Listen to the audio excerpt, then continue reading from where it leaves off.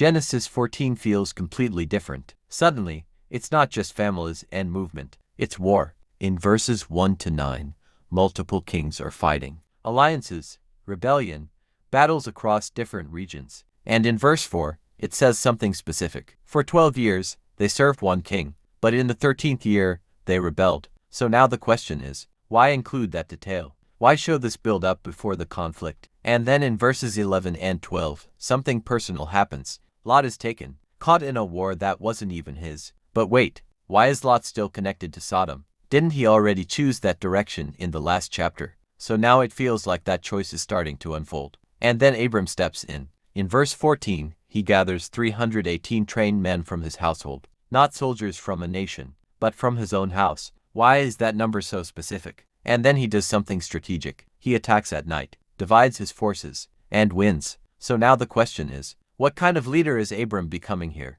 This feels very different from the man who just left everything in chapter 12. But then the story shifts again. After the victory, in verse 18, a new figure appears, Melchizedek. He's called the King of Salem, and a priest. But where did he come from? No introduction, no background. He just appears, and then Abram gives him a tenth of everything. Why? What did Abram recognize in him? And then another moment. In verses 21 to 23, the king of Sodom speaks. He offers Abram the goods, but Abram refuses, completely. He says he doesn't want anyone to say they made him rich. So now the question becomes, why refuse a reward after such a victory? Why be so careful about where credit comes from? And now the chapter feels layered. War, rescue, a mysterious priest, a rejected reward. So the question is this just a story about conflict, or is it revealing something about Abram's direction, who he trusts, and what he refuses? What do you think?